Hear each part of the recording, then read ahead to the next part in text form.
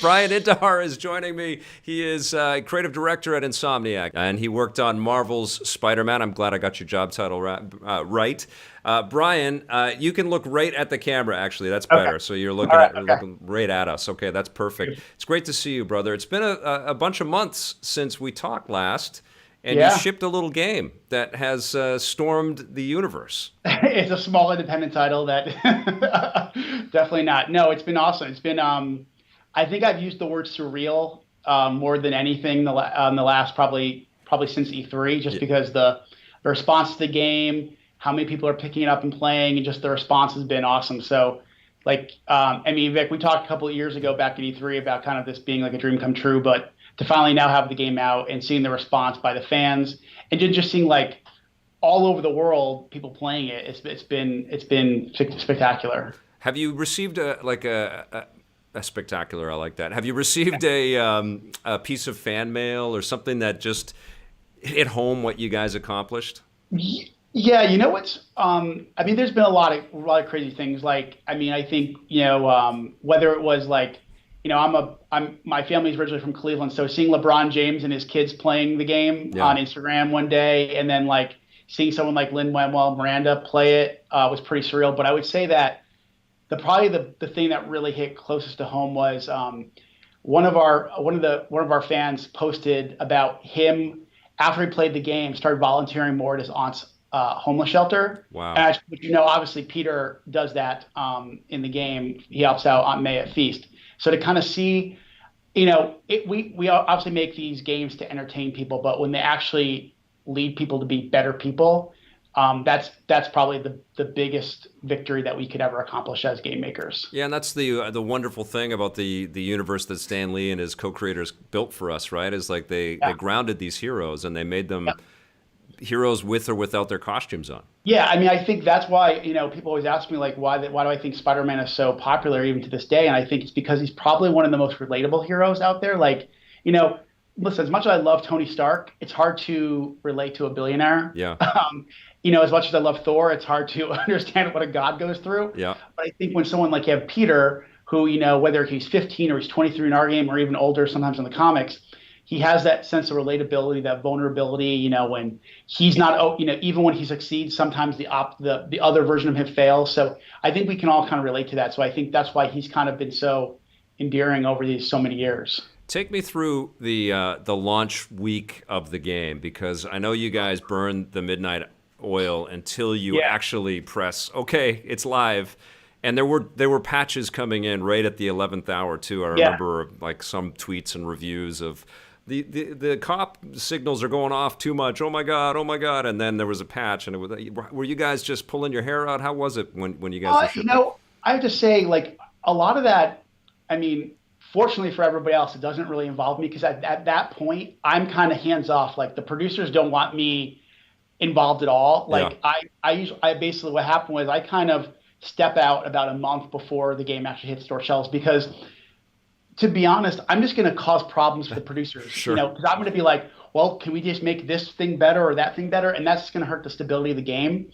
So I kind of basically, we did that preview event at the end of July, and then I went off to Europe to do the preview tour. And pretty much from that moment, from August on, I was kind of hands off and just let our producers take over and work with whether a gameplay team or our core team, which is our tech team, UI, whatever, kind of fixing those final bugs. Because at the end of the day, I work with a lot of talented people, and you got to let those people do their job. And especially when it comes to our producers, that's their go time, is to make sure that game is ready to go. And so one of our lead producer, Scott Mahalik, on the Insomniac side, I've known Scott since he was 15 years old, and I trust him more than I trust anybody. So I knew the game was in good hands, and my job in that situation was to leave him alone. And I think Scott made sure that not only was he making sure everybody was doing what they need to do here to get the patch done, he was getting feedback from either reviewers, or even when the game went live, he's looking at the Reddits and the gaming forums, seeing what are the problems that people are running into. And then he had a lot of support, obviously, from our Sony counterparts, as well as Marvel, to kind of, what are those top line items that we want to fix? The thing is, Vic, we've known each other for a long time. When I started reviewing games around your time, it was the game was out and then it was done, right? Yep. but so much now is the game comes out and development continues, and that's especially when you had that many people playing the game, you just sometimes you can't test for that much stuff. I mean, you try to do your best job, but I would say that what's been awesome is that we've been able to, if people have either issues with the game or requests, we've actually been able to turn those around pretty quickly. Yeah, and we complain about that sometimes. Some of us, people that have been in this business for a long time, this fact that we're always connected and there's always patches and all that stuff. But there is a beauty to being able to embellish and correct.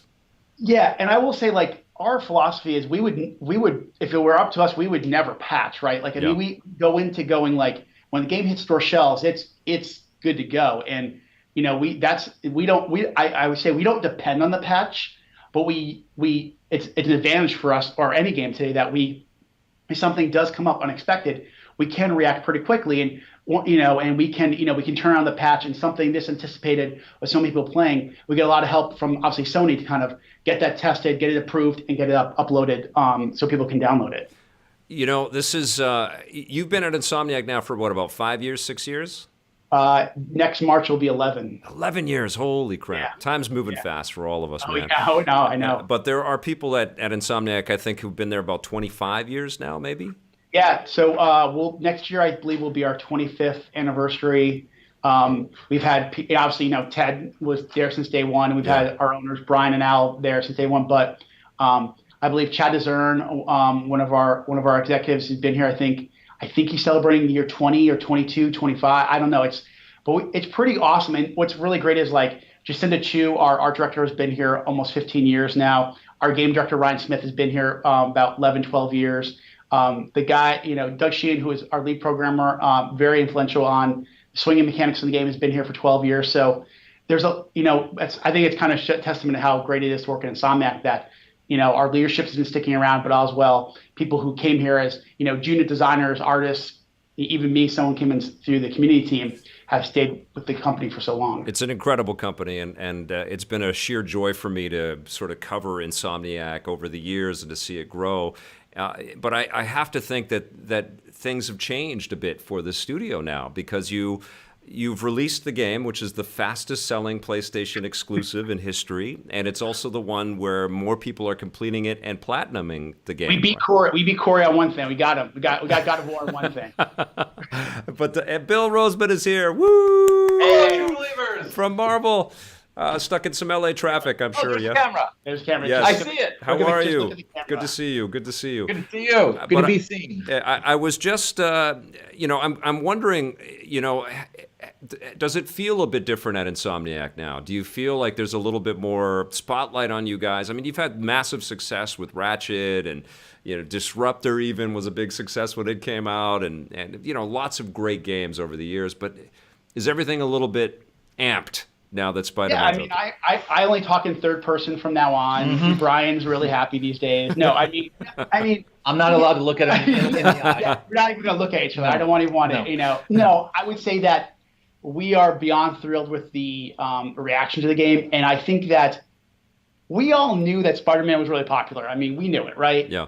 I don't think we ever anticipated this kind of reaction, where it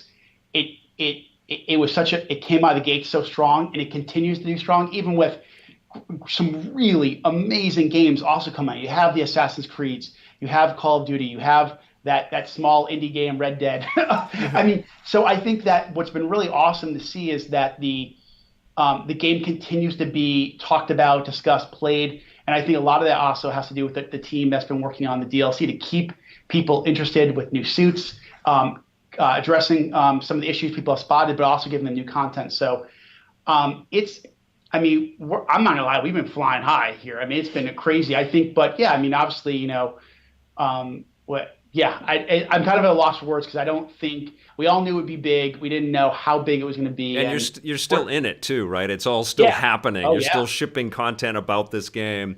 Yeah. And I don't know if you last week we did. So, Mm-hmm. But I know that Bill Rosemann is in your studio quite often, and you guys have to collaborate and talk all the time. Take me into this, Bill. What was the decision with Insomniac and Sony and PlayStation's publishing this thing, and it's going to be an exclusive for PlayStation 4? How did it come together that this combined group put this title together? Well, you could owe it all to this guy. Really? What happened is, and it was right when I was joining Marvel Games. Prior to working on games, I used to work on the East Coast in the New York office making comic books. Okay. And I've been lucky enough now to work for Marvel over 20 years. Amazing. So I come from that side of it, from more the storytelling side. But I grew up playing games, and I love games. And so when my boss Jaeong reformed the Marvel Games team, I jumped at the chance to come over. So I'm creative director for our group, and I work with all of our partners, making sure all the games are 100% authentically Marvel. And so what happened was, as I understood it, again, this happened a few months prior to me joining the team. And I'll say this, when Jaeong reformed Marvel Games, and I think this is important for the game, is that prior to this, some of the games we were making were, adaptions of, adaptions of movies and whatnot. And that was what you did at the time. And then finally they realized, hey, that's not really working. That's not what people want. We should, let's respect each medium. A movie is a movie, and let's let a game be a game. And let's let our games tell their own stories. And instead of trying to fit a game in a window, let's just, instead of making Spider-Man Homecoming the game, let's just make the best Spider-Man game and release it at the proper time. And so that's been the philosophy for the last 4 years. And this is the first proof point of that philosophy. So rewind a few years, and what happened is Sony and Marvel started talking and said, hey, we have a great relationship with Insomniac. Would you be interested in working with them? And on Jay's side, he was like, of course, I love Insomniac. I love Ratchet and Clank, love Sunset Overdrive. And so the question then came to Insomniac is, if you wanted to work with Marvel, what character would it be? And as I understand it, this guy runs into Ted's office and says, it's got to be Spider-Man, and I got to be the creative director. And so on the Marvel Games side, it was, of course, you look at Sunset Overdrive, and you can see the DNA. Yeah. You can see the DNA there of the traversal, how fun it is, the attitude, the humor. And then you look at Ratchet and Clank and how the gameplay and how inventive it was and smart and funny. Yep. And so we knew, if you're going to do a Spider-Man game, one of the crucial components is that it should be fun and funny. And we knew Insomniac would bring all that to the party. And a lot of heart. And a lot of heart. That's the other thing, is that Insomniac really thinks as Marvel does, even though Marvel is known around the world, we still look at ourselves as underdogs. We have that underdog mentality from the very beginning of when Stan and Jack and Steve Ditko first launched the Marvel Universe. They were real underdogs, and they didn't know how long they were going to last, and so they were trying to do things that were very innovative and tell stories that they wanted to tell, because they didn't know if in a week or two Marvel would still be around. So from the very beginning, that's instilled in us to be kind of these scrappy underdogs, and we knew that's how, I think, Insomniac, in ways, you view yourselves as underdogs. Very much so. Yeah, I mean, we really connected. We're one of the, there's not a ton of independent studios making games at the size that we make. Obviously, there's a lot of independent studios, but not a lot of them make games at this size, right? So, I mean, we do consider ourselves our underdogs for sure. And I think that, it just felt like it was a slam dunk choice, like a no brainer to do it, because as all the reasons Bill said. And I don't know about you, but I think you said this, and I apologize if I'm not quoting you, but I feel like Spider-Man is like the Marvel mascot, right? And I was like, it's right there. Just don't overthink this. Just do it. If you were gonna, I always say, if you're gonna point, at a character that really represents Marvel well around the world, it's Spider-Man. Yeah. And he was a character from the very beginning that was instantly popular and has never stopped being popular. Yeah, and 60 years. Yeah, it's crazy. Mm-hmm. And I think the reason why is that he is fundamentally Marvel. And by that I mean he is a great example of what Stan Lee always said, is we're going to put the human in the superhuman. You're going to meet the character first, really fall in love with them, and then they're going to have their science accident and get their powers. Yeah. So you love them before they become superheroes. And all of their challenges and problems and things they face before they had their powers don't go away. They get amplified. And that's something that we gelled on from the very beginning, is if you're going to tell a Spider-Man story, it also has to be a Peter Parker story. And we talked about something that I learned from a couple editors at Marvel, one named Tom Brevoort and one named Ralph Macchio. Mm-hmm. And they taught me that the best Spider-Man stories are when his worlds collide. How many times have we said that to each other? That became our North Star. Like that quote was literally from what Bill told me. We had a conference call. I was in Ted's office, first time meeting Bill via phone call, and I took either 7 to 10 pages of notes. And I remember circling that quote from Bill. I said, "This is everything we're going to build the game around. That is the best stories when Peter's world and Spider-Man's world collide." And it was like that North Star, that thing that we concentrated on. Everything we decided, are we coming back to that? Just like a game, when a game's being made, a lot of directors talk about the game's pillars. Like, these are the things we come back to, and always is it supporting these pillars. The overall arching thing is, are we delivering on that idea from a narrative standpoint? And there is so much narrative. There's so much fantastic narrative in this game, and I have to ask about how the scripting came together and how the writing came together, because right from J. Jonah Jameson's podcast and Radio Blast, those are amazing. And Yuri's incredible voice performance. There's so much dialogue. I'm talking about Yuri Lowenthal and also the character of Yuri, which is hilarious. Yeah, right. But Yuri, by the way, is played by his wife in real life. Yeah, it's fantastic. But I how did the script come together for this game? Obviously, a lot of pressure to get it right. But did you start it at an Insomniac, or did it start from Marvel, or was it all together? I think it's a little bit of all together. We had a very, I think, the number one question I always get is, well, what's it like working with Marvel? Because everybody expects me to say oh my God, they didn't allow me to do this, that. And I will say it is, I don't even really consider you can you part of Insomniac or my buddy? Really? That's what it's like. Well, it helps hey, we're 10 minutes down the road. Yeah, that helps a lot. It all began, we sat in a room. Yeah. First we had our conference call, and we talked about what we liked about Spider-Man. Yeah. And then we talked really high level, like I said, hey, I want him to be a little bit older. I don't want to be the 15-year-old. Sure, and here's the reasons why.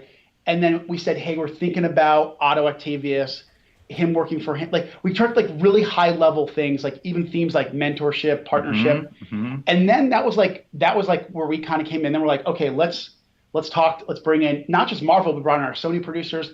And then we just went around and did story treatments back and forth, back and forth. And then we had the big brainstorm meeting. Yeah, we had the big brainstorm meeting, yeah. And we sat in a room all day. Yeah. People from Sony, Insomniac, Marvel, and we even brought in Marvel editors. Yeah, we brought in Steve Wacker, who used to be the Marvel Spider-Man editor. We brought in Nick Lowe, who was a current Spider-Man editor. We brought in Dan Slott, who was the record for the most consecutive issues of Amazing Spider-Man. And then we had Christos Gage, who ended up being a full-time writer on the game. And that was great because Christos actually, in Marvel Publishing, Dan Slott and Christos often worked together. Yeah. And there's a whole run where Dan Slott would kind of do the plotting of the comics, and then Christos would come in to do the scripting, the dialogue. So we knew they had a great relationship. Yeah. And I've known Christos I've worked with him for years on a book called Avengers Academy. Right. Yeah, he wrote all the J. Jonah Jameson stuff. Wow. That's Christos, yeah. So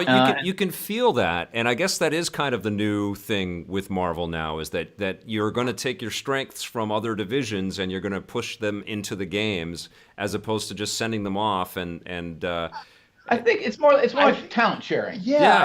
I think it was more about hey, we want to do the character right. We have our own ideas, but we also want to check ourselves and make sure that we are using I will say Bill was never you have to use Christos or you have to have Dan Slott come here or the editors come here. We actually said, can you bring them here, because we want to just bounce things off, because the other thing is Spider-Man's been around for a long time, and whether it's in comics, movies, cartoons, games. So there's a lot of stuff that's been done before, and we want to see are we being respectful of the franchise? Are we going too far where it's not going to feel like Spider-Man anymore? Or how far can we push it? How far can we push it? So I would say imagine that kind of back and forth from high level themes and characters to the story treatment all the way to scripts, and then seeing our performance captures. We were always iterating to the point where even this year, at the beginning of the year, we were making big decisions about certain characters, or like, we want to actually reshoot, X amount of scenes, or reshoot, maybe add a part to the end. Like, for example, when you remember in the second act when Peter and MJ are having dinner, and then he kind of does the thing where he leaves his clothes in the kitchen. Yeah. Like that was actually added very late because we thought we have a great opportunity for a joke. So that was added afterwards because we're constantly playing the game, evaluating it, looking where we can kind of get that humor. I mean, if you look at like the Marvel movies, right? What Marvel movie do you not see the story is, oh, they did reshoots, so they're adding, because they're constantly evaluating their content and seeing, okay, here things are gelling here, things aren't gelling here. So we just take a very similar approach.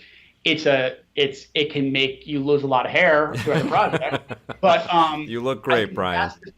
I think that's the thing is that we knew. It's funny. When I always present to Bill or anybody, I always say, whenever we talk about Marvel, it all starts with story, and we knew the story had to be knock it out of the park, because we were saying it wasn't gonna be attached to a movie. We wanted to do our own universe, tell our own story, so we knew we had to like knock it out of the park, and so we did. I mean, whether it was on the page, whether it was literally in game, whether it was redoing or reshooting parts of cutscenes, we were working to the very, very end to get it right. So, yeah. Well, the game came out of the gate super fast and sold super well. And I would imagine you guys had some tracking and some analytic data that sort of said, okay, this is going to be a big hit. And you had the DLC in the pipeline. The first 2 chapters are out there. What I'm saying, guys, is I beat the crap out of every single second of this game. Like, I've got 100% like you wouldn't believe. I'm so addicted to this Spider-Man game. I know I'm not alone out there. Do you feel like you should have planned for more with this first one? Do you feel like you should have planned for more DLC chapters? I don't know. I mean, I think one thing is, I think you can always say that you want more, but like, it's a good feeling, right, to leave them wanting more. Yeah, I think like if I've even had that conversation with like either anybody or even the team, going, if the worst thing people say to us is, "Oh, I wanted more," then we did our job, right? Right. And I think the end of the day, it was always about quality over quantity. That's right. And if people have asked me like, what's been cut from the game, was there anything that was majorly cut? And I said, well, the third act was a little bit longer, but the problem we were having was that it felt a little like we were stretching it out, and we knew that at the end of the day, those missions weren't going to actually hit the quality bar. So we actually trimmed those out. And the benefit of that was not only did it allow us to put more time into those missions, but we actually consolidated some stuff. Originally, the Vulture and the Electro fight were separate. And we actually, one of our designers had the idea of like, hey, we can put this together. They're both aerial enemies. It's the last act of the game. People are probably really good at swinging at this point. We can make the whole fight happen in the air. And that fight is infinitely better because of the decision to consolidate and focus a little bit more. So, are there certain things in the game or certain characters that we originally had planned that didn't make it? Yeah, but I think at the end of the day, I wouldn't go back and change, I would add another 2 or 3 hours to it. And I got to echo what Bryan said. Is really it comes down to quality. Yeah. And we could have made 10 or 12 DLC chapters, but if the core game itself, I mean, that's what we wanted to focus on. Let's crush that core game, and then it's quality. Yeah. If there's a ton of it, but it's not reaching the height we want, then what's the point? And I think the thing that people, I mean, at least this is something I thought about a lot during development. I mean, I would talk to Bill, and especially Bill and Mike. Mike Jones is the executive producer, vice president of production. He's a big big wig. And I knew what Jay was going through, basically taking over Marvel games, and what he expected from this. Sony, who I think a lot of people forget, like, this project is not possible without Sony going forward. Right. And they, to be able to work with Mark Cerny for 4 years on this project as one of our producers was invaluable as a first-time creative director. And Grady Hunt, Connie Booth, Ara, Joe, our other producers, and everybody else at Sony. Yeah. I think the thing is, it's funny, when we talked about this project early on, I remember me, Bill, and Mike having drinks talking about, this is going to be the Iron Man for Marvel games. This is the one that's going to set the standard for what Marvel games is about, and that every game is going to have to go up and up and up. And that was your combined goal. That was the goal that you guys were all setting. It was definitely for us. It was that the whole Marvel Games team was reformed, built from the ground up, and this was our proof point. Like this is the new team. this is our new philosophy. It's going to take form in Spider-Man. And it was a lot like when you go to that very first teaser trailer. Yeah. Where he says, no pressure, right? Yeah. Like that's what it was to us. Is like, this is our big coming out party. Yeah. Awesome. By the way, we wrote 75 versions of that. So, I'm not joking to you. We wrote 75 different versions to the point where I was like, oh my God, yeah, it was like 75 versions. I want to give 3 lines. I want to give a shout out to writers John Paquette and Ben Arfman. Yeah. So it was John and Ben and Bryan. They really brought the fun and the funny and the structure and the love to Spider-Man. And that's we knew when you're talking about story from the very beginning, we knew they were going to kill it when it came to traversal and the fighting. Right. We knew that. Right. I didn't want to read a single review where someone said, but the story. Right. And I'm like, and like now, they anything Marvel is compared against anything else. Sure. Yeah. If it's TV, comics, movies, games. Yeah. I said they're going to compare us to the latest movie. Yeah. It's funny. Every single time a new movie will come out, I'd be like, oh God. Right. Oh, this one's really good. They're going to, okay. Black Panther just came out. All right. It's like the greatest movie in the world. Okay. So I think that's the other thing is we knew when we started this project, that's when, Marvel was really, Marvel movies were really starting to, listen, I don't think people give Marvel enough credit, and I don't think Marvel's got the perspective to realize what it's doing. But this has never been achieved before. No, and Bill's talking about it, the scrappiness of Stan Lee and Ditko and company. Yeah. This is what's going on with Feige and his teams with these movies that are like every time they're hitting it out of the park. And now there's an agreement between Marvel and the audience, and I would say between Insomniac and your audience is when it comes to the movies, people are like, okay, this movie was, Iron Man and Captain America. And then they're like, well, Ant-Man. I don't know what an Ant-Man is, but it's got the Marvel logo on it. I trust it. So I'm going to see it. And so now there's this agreement that if we put something out with a Marvel logo on it, it's going to be of a certain quality. Yeah. And that's the agreement now is that you see that Marvel brick over Spider-Man, and the agreement now is it's going to be great. Awesome. And same thing, you see the Insomniac logo. It's like you see the Insomniac logo. Yeah. It's going to be great. Yeah. And that's our tightrope that we have to walk. Great timing for changing the Insomniac logo, by the way, just as the whole world changes for Insomniac. Yeah, that was pretty cool to us, and then that involved the little web was pretty cool. It was amazing. What happens now with the company? I can't imagine you not making Marvel stuff forever now. Well, we're still making it. We have another DLC pack coming out, so we're still making it. Are you guys already in sequel sort of discussions and talking about what potentially could happen?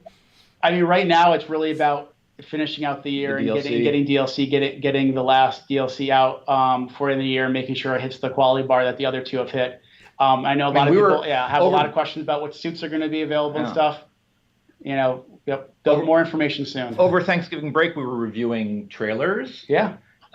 Looking at scripts. So we're still in it, and we got to, bring the third chapter of the DLC. Yeah, I think that's the thing is we want to make sure we're focusing on the media right now and making sure that like you said, one thing I actually have to say, I've been on the road a lot, so I've been leaning heavily on people like Ryan Smith, our game director, Jacinda Tu, our art director, John Paquette, our lead writer, to kind of make sure those were going in the right direction. And I think the great thing and Bobby, our animation director, and 9,000 other people who are working on the game. That's not an exact quote, but you know what I mean. Please don't say there's 9,000 people working on the game. You said there are. Exactly. That we wanted people to say this content meets the quality of the main game, and I think especially seeing people's reaction to Black Cat and how much they loved that relationship, and then seeing that with Hammerhead and then where we're going to go in DLC 3. I think that's one of the things I'm most proud of is not only does it keep people engaged in our game world, but it's hitting the quality bar and the notes that we established in the first game. I told Eric this, but I don't know. I don't think you guys know this, but I have a 6-year-old daughter, and she's watched me play most of Spider-Man, and so her first exposure to the myth of this character is your work, and in love with it, crazy. and she loves it. She loved Black Cat. She was a little too intense with the turf wars and everybody shooting at each other, but it's a little bit different. She's been loving the experience. So that's kudos awesome. for that. And we suspected going in, we're like, hey, we know the world knows Spider-Man, but there, as you said, there might be another generation who are watching their parents, who are watching their older brothers and sisters play the game, and that this might be their introduction to Spider-Man. So we had to make sure that not only is the experience packed with, I don't even call them Easter eggs, I just like building blocks of Spider-Man mythos and the Marvel Universe, so that if you're a longtime fan, you see all these characters and signs and things that fill what you expect from the Marvel Universe. But at the same time, we wanted to make sure that if I had just walked in off the street and I don't even know what a Spider-Man is, that the whole experience is accessible. Yeah. I know who everybody is. I understand what their motivations are. I know what they can do, and they're cool. Yeah. I will tell you just a personal thing. I have a sister who's she's about 12 years younger than me, and she's really never played video games ever. And she bought a PS4. She played all the way through the game because she's a huge Marvel fan. And she's like, I'm going to try it. And I was so proud that she finished it. And then she texted me over the Thanksgiving break, and she sent me a picture of her buying God of War. And I was like, wow, we made somebody into a routine gamer. So I'm one of us. I would say you asked me what I'm proud of. That one story was really great, but more on a personal level, seeing my little sister playing the game has been pretty awesome. Yeah, it transcends, right? It's games like this, and I've been saying this forever because I'm a huge comic nerd, and I equally love the Batman Arkham games, and I just want to play these superheroes because every game turns you into a superhero, right? Yeah. So why can't we play as these superheroes that we love? And that goes to my next question, Bill. Like, you guys are planning the expansion of the Marvel Games universe. How did you rein yourself in from not dropping in all kinds of allusions or connections to, cameos and pop-up characters that we may play down the road? Well, I tell you, it's in everything we make, and not only our console games, but our mobile games. We have 6 live-op mobile games, and for all of those, everything we do, we're all trained and indoctrinated through the words of Stan Lee and through what we're taught. Whether you come from editorial or however you come to Marvel, and you come and when you've been with the company long enough, we teach each other. And that is that Stan said every comic book could be someone's first. So it's not about writing down or dumbing down. No, it's you actually, what I loved about Marvel Comics growing up is they dared me to step up. But it was done in a way that, if I read it and concentrated, I understood who everybody was. I knew where I was. I knew the relationships. It was we try to make it very accessible, but then deep. So with all of our games, and even just talking about Spider-Man, you start writing a list of characters, and there could have been 100 of characters that you could put in it. But, we wanted to make it a good story. Yeah. And let the characters breathe and give the characters room. And so it's just upon ourselves to make sure that, as we said, if you're a longtime fan, it's filled with all the cool Spider-Man goodness that you want, but it's accessible. If this is your first Spider-Man game or even first Spider-Man story. So it's up to us to really find that balance and make sure that it delivers everything you want, but again, that it lets everything breathe and tell a great story, and that anyone in the world can play it and enjoy it. Awesome. Let's talk about Stan Lee for a second here. You have one of the most touching cameo sequences. It's one of if it's not my favorite, it's up near the top cameos of Stan in this game. And what was it like to work with him on the game? And did he see this? And did he have a reaction to the content? Yeah, so we worked on it for a long time. Stan is very busy, and we want to be very respectful of his time. So we worked with obviously the Marvel team to kind of say where would be a good spot to do it, and we thought the Mix character would be a nice little spot. So we actually sent the script over to his team, and next thing you know, we're doing the head scan, and we're doing the VO lines, and it was great. And actually, was really awesome was that I think it was it the day the reviews came out? I think it was the day the reviews came out. We actually went to Stan's house, me and Bill, and we showed him the Cameo and on an iPad, and he flipped out. He loved it. He loved it. He was really, really excited to see it, and because we were just doing like VO lines. He really wasn't seeing what was happening, but then when he saw it, his face kind of lit up, and it made it all worth it. It was great, and even though Stan has been in games before, like the Lego game, this is the first time he was in a game with this fidelity. Yeah. And so he was really amazed at how realistic it looked. And I think more importantly, he really liked the scene. Yeah. There was a poignancy about it that was just so beautiful, It was I got chills when I watched it, Oh, great to hear. Yeah, I think we talked about, players' expectations, and I think there was an expectation that Stan would appear in the game. We didn't know if it was going to happen or not because, obviously, like I said, he was really busy, and we were really fortunate that we were able to, spend time with him, and none of us would be where we are today if it weren't for Stan. That's right. And many other people at Marvel. So, that's least we could do to honor him. That we were really pleased. And as Bryan said, we were so lucky to get the opportunity to meet him, go to his house. Yeah. At the end of it, we both had the opportunity to thank him for everything. And even though we were saying, thanks just for that moment, we were really saying thanks for everything. Yeah. And I was able to tell him that I named my son Peter after his creations, and I think he got a kick out of that. So we were very fortunate to have that opportunity to kind of say our thanks, and now it was say our goodbye to Stan. Yeah. That's awesome. So we've got more DLC coming next month, just before the holidays. Ish. Yes. Have you announced the date? You know what? I'm not sure, so I don't want to say yes or no. That Have we announced the name? The name? I think so. I think we have Silver Lining. Yeah. Silver Lining. Yeah. Silver Lining. Okay. And Silver Sable is going to be in it, or announce this or not? We've announced it's in December. Yes, it's in December. In December. Can you tell us do you want to tease any part of it right now? Anything? I think that a lot of things from the first two DLCs will be coming to a head. So I think if you're looking for some storylines to wrap up, I think you'll be pretty happy. I love how different the two DLC chapters have been. Black Cat, she was just so charismatic and captivating. Want to see more of her. And every scene that she was in. And then Hammerhead comes along, and it's a totally different vibe. And I'm glad for both of them, and this applies to every villain, I think, in the game. Some of these characters, they were invented decades ago. And I can see how some of them can be seen as goofy, and I think it's really easy to make fun of certain things. But we really tried to stay true to the Marvel tradition, and that's like, let's get something, let's study it, let's look at what the original intention of the creators were, and let's figure out how can we elevate a character, be true to who they were at the core, but as you say, not afraid to shake it up.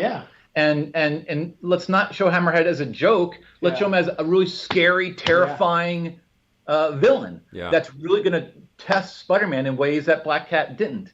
And as Bryan says, it all comes to a head. I love how the individual chapters kind of stand on their own, but are definitely connected. And this is the big finale. I feel like this is issue 5 and 6. Like, like in some ways, it's, you're waiting for that things to culminate, and that's kind of what it is. The white spider on the logo was a controversial choice, and I asked you about it. I'm sure you had lots of people around the world ask you about it. How do you feel now that the white spider logo? Like, I go to Disneyland and I see people wearing the sweatshirts and the T-shirts, and I've been at expos and New York Comic Con. People are dressing like your character in cosplay already. What's that feel like? Well, mission accomplished. That's what I'll say. But I would also say, and this is smiling because this made me feel really, really good. There was a football player, plays for the Atlanta Falcons, who hit a lot of the football players on Sundays. They wear cleats either during warmups or during the game. Like, they have different messages. It's either a foundation they support or whatever. And one of the players actually honored Stan Lee. He put Stan on on his cleats. Wow. And he also had Spider-Man on there, and the suit that he chose to stand with was our White Spider. That's amazing.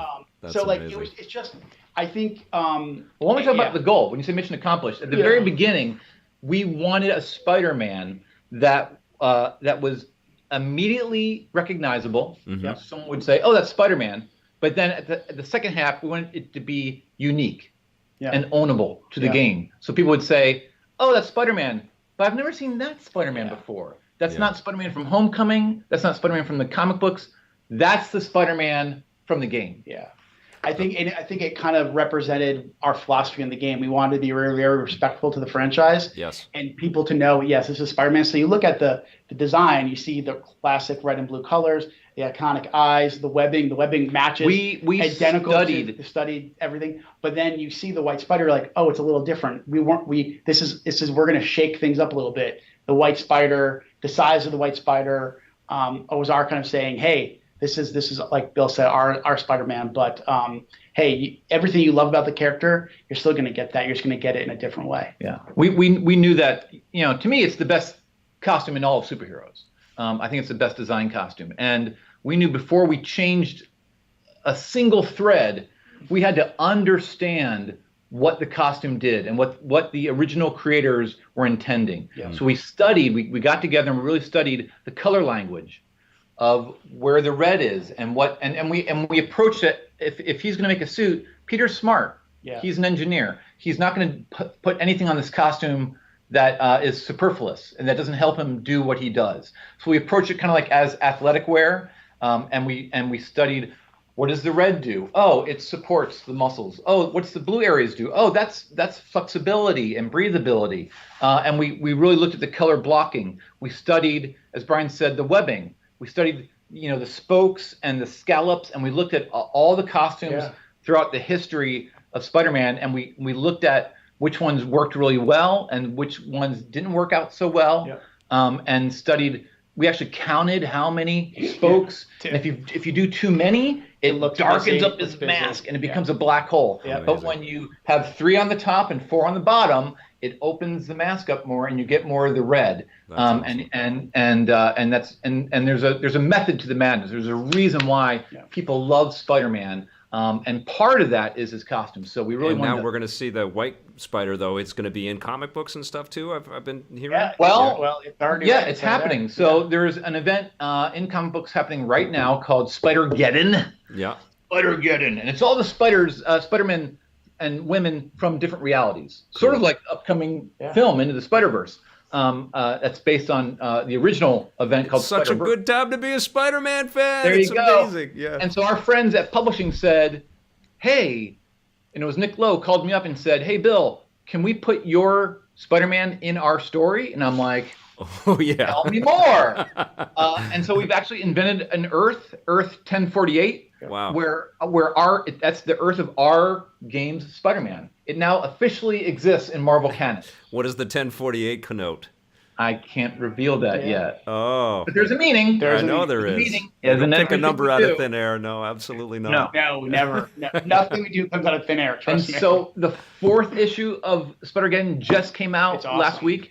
The cool thing is the story is written by Christos Gage, who we mentioned earlier is one of the co-writers of the game. Kick-ass. So, that's so good. Now our Spider-Man is meeting. It was fun. I was reading it on Saturday, and it was really fun to geek out seeing him talk to the Earth 616 version of Miles, and kind of talking about the Miles character and his Miles compared to the Miles that he sees. It was. Yeah. And then there's a Spider Cop reference, which I think made everybody in Insomniac very happy. Oh, yes. And the creators have really embraced it. A lot of the editors have played the game. A lot of the creators have played the game. Yeah. And so, that's when you read the story and you see him interacting with Dr. Octopus of 616, mentioning Mary Jane, as you said, interacting with Miles. And all the lines he's saying, Christus is really smart. He references very well our game story. And what I love is that since our Spider-Man is new, it's like a lot of those Spider people know each other. Yeah. know each other already. So he's asking questions like, as you would the reader, like, well, so like in your world, Mary Jane, yes, I am also with Mary Jane, and yet like, oh, I'm with the Peter. It was pretty cool to see that this weekend. That's awesome. One of my favorite. I love what you guys did with the Spider. It took me a while. I gotta be honest. It took me a while to get used to the change, but I do love what you guys did, and I played as that character a lot. But one of my favorites is the sort of animated look, or the love the cartoon. Yeah. Have you thought about rendering the whole city like that, or is that possible, or is that an?